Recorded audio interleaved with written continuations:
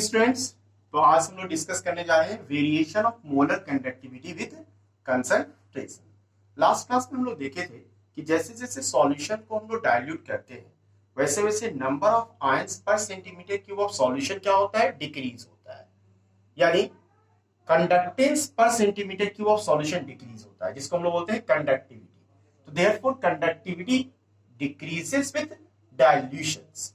जैसे जैसे हम लोग सॉल्यूशन को डाइल्यूट करेंगे वैसे वैसे कंडक्टिविटी क्या होगा, डिक्रीज करेगा।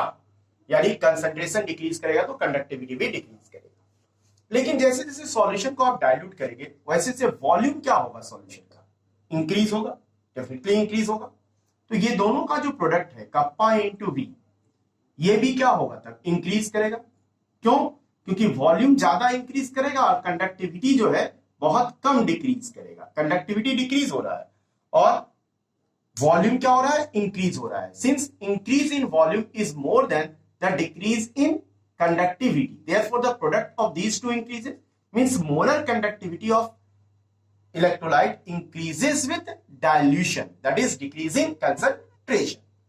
यहां पे एक ग्राफ प्लॉट कर रहे हैं हम लोग molar conductivity of electrolytic solution और स्क्वायर रूट ऑफ कंसंट्रेशन के बीच में। ये एक्सपेरिमेंटली निकालिए। दो इलेक्ट्रोलाइट लेते हैं, एक वीक इलेक्ट्रोलाइट है एसिटिक एसिड और एक स्ट्रॉन्ग इलेक्ट्रोलाइट लेते हैं KCl। Now we study the graph of the strong electrolyte and weak electrolyte. आप देख सकते हो in case of strong electrolyte also the molar conductivity increases with dilution, that is decreasing concentration. जैसे जैसे concentration घटा रहे हैं, सॉल्यूशन को डाइल्यूट कर रहे हैं, वैसे वैसे KCl का मोलर कंडक्टिविटी इंक्रीज कर रहा है। And it also increases in case of acetic acid, मतलब वीक इलेक्ट्रोलाइट का भी मोलर कंडक्टिविटी डाइल्यूशन के साथ साथ क्या हो रहा है, इंक्रीज कर रहा है। ठीक है, तो हम लिख सकते हैं कि molar conductivity of electrolytic solution increases with dilution. किसी भी सॉल्यूशन का मतलब इलेक्ट्रोलाइट्स का सॉल्यूशन कोई भी हो, चाहे वीक इलेक्ट्रोलाइट हो स्ट्रॉन्ग इलेक्ट्रोलाइट हो, जैसे जैसे सॉल्यूशन को डाइल्यूट करेंगे वैसे वैसे उसका मोलर कंडक्टिविटी क्या होगा बेटा, इंक्रीज करेगा। दूसरा चीज लिखिए lambda M means molar conductivity of strong electrolyte is larger than those of weak electrolyte for the same concentration. आप इस ग्राफ से देख सकते हो, एक्सपेरिमेंटली डिटरमिन्ड ग्राफ में सेम कंसंट्रेशन पे अगर स्ट्रॉन्ग इलेक्ट्रोलाइट और वीक इलेक्ट्रोलाइट का मोलर कंडक्टिविटी को कंपेयर करो तो स्ट्रॉन्ग इलेक्ट्रोलाइट जो है मतलब KCl जो है उसका आपको मोलर कंडक्टिविटी का वैल्यू क्या आ रहा है, ज्यादा। एसिटिक एसिड का क्या आ रहा है, कम आ रहा है। ठीक है ना, तो molar conductivity of strong electrolyte is larger than those of weak electrolyte for the same concentration. अब इसके बाद आ जाते हैं relative increase in the molar conductivity of strong electrolyte is quite small as compared to that of weak electrolyte। इसका मतलब क्या हुआ कि जैसे जैसे सॉल्यूशन को डाइल्यूट करेंगे दोनों का मोलर कंडक्टिविटी इंक्रीज हो रहा है, लेकिन आप स्लोप जरा ध्यान से देखें तो वीक इलेक्ट्रोलाइट का मोलर कंडक्टिविटी तेजी के साथ इंक्रीज हो रहा है और स्ट्रॉन्ग इलेक्ट्रोलाइट का उतना तेजी के साथ इंक्रीज नहीं हो रहा है। मतलब स्ट्रॉन्ग इलेक्ट्रोलाइट के केस में डाइल्यूट करने पे मोलर कंडक्टिविटी बढ़ता है लेकिन बहुत कम बढ़ता है, और वीक इलेक्ट्रोलाइट के केस में तेजी के साथ बढ़ता है, बहुत तेजी के साथ बढ़ता है। ठीक है, इसके बाद when C tends to 0 मतलब when concentration tends to 0। कब concentration tends to 0 होगा बेटा, अगर हम लोग इलेक्ट्रोलाइट का सॉल्यूशन में बहुत ज्यादा क्या डाल देंगे, सॉल्वेंट डाल देंगे। मतलब when dilution tends to infinity, बहुत ज्यादा डाइल्यूट कर देंगे, then concentration tends to 0। ठीक है ना, then molar conductivity of electrolyte attains a fixed value called limiting molar conductivity। ठीक है ना, और molar conductivity at infinite dilution, जिसको lambda m नॉट और lambda m infinity से भी लिखते हैं। ये क्या हुआ, limiting molar conductivity का डेफिनेशन भी पूछ सकता है। It is the molar conductivity of electrolytes when the dilution tends to infinity और concentration tends to 0।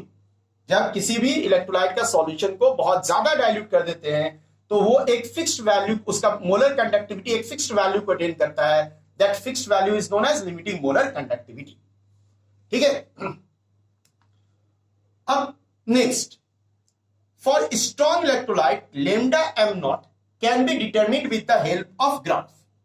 ठीक है, आप देख सकते हो बेटा कि केसीएल के केस में, स्ट्रॉन्ग इलेक्ट्रोलाइट के केस में, अगर लैम्डा एम नॉट का वैल्यू निकालना है तो इसका जो ग्राफ है उसको पीछे की तरफ बढ़ाओ, इसका कर्व को पीछे की तरफ बढ़ाओ। पीछे की तरफ बढ़ाओगे तो ये कहां पे कट करेगा, वाई एक्सिस को यहां पे कट कर रहा है, मान लो इस ए पॉइंट पे कट रहेगा, तो ए पॉइंट के करस्पॉन्डिंग जो वैल्यू होगा वो क्या देगा हमको, lambda M not for strong electrolyte. तो स्ट्रॉन्ग इलेक्ट्रोलाइट का मोलर कंडक्टिविटी का वैल्यू हम लोग, limiting value of molar conductivity जो है वो निकाल सकते हैं इस ग्राफ से। Lambda M not for strong electrolyte can be calculated with the help of graph, but in case of weak electrolyte you can see when the dilution tends to infinity or concentration tends to zero, जैसे जैसे concentration कम होती जाता है, dilution बहुत ज्यादा होती जाता है, क्या हो रहा है ना, अचानक देखते हैं हम लोग ये बड़ी तेजी के साथ इंक्रीज कर रहा है मोलर कंडक्टिविटी। इसका वीक इलेक्ट्रोलाइट का, वीक इलेक्ट्रोलाइट का मोलर कंडक्टिविटी तेजी के साथ इंक्रीज करता है। ठीक है ना, तो when the solution of weak electrolyte is diluted infinitely, means when concentration tends to zero, ठीक है ना, the steep rise in the value of lambda m is observed। ठीक है ना, and if you proceed this curve backward then it will never meet to y axis। इसको अगर हम पीछे के तरफ प्रोड्यूस करें तो ये कभी भी y एक्सिस को मीट नहीं करेगा। क्यों? Because it becomes parallel to y axis.